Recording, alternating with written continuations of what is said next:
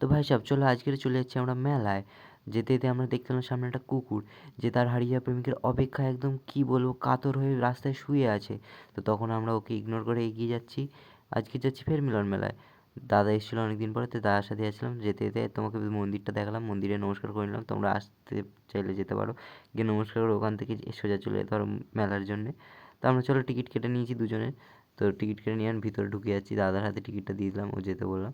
তখন ও আগে চলে গেল, যেহেতু আমি ভিডিও নেবো তাই। এবার এসে দেখি সুনামি।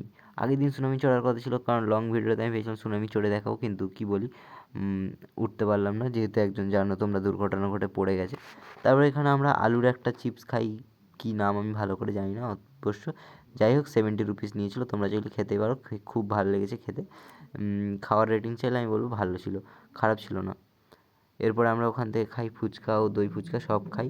যেটা আমার একটা পড়েছিল ফুচকা 10টা দুজনে খেয়েছিলাম, দই ফুচকা খেয়েছিলাম যেটা একটাই পড়েছিল 60 টাকা প্লেট।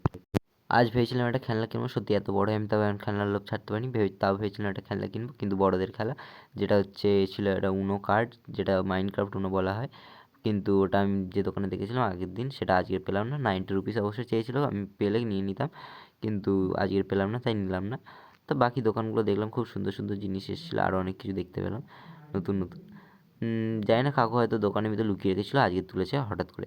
জানি না এতদিন নতুন নতুন জিনিস রোজ রোজ তুললে আমরা কী করে কিনবো, আগে থেকে দেখে রাখতে হবে, পরে টাকা নিয়ে গিয়ে কিনে আনবো নাকি। তাও দেখলাম এই সেই বিরিয়ানির হাঁড়ি, গাইস তোমরা চাইলে নিতে পারো ভাই। বিরিয়ানির হাঁড়ি, এই তো তোমরা বিরিয়ানি রান্না করে খাবে, দেখবে মিলন মেলার স্বাদ পাবে। জানি না কী হয়, কিন্তু মিলন মেলার স্বাদ পাবে।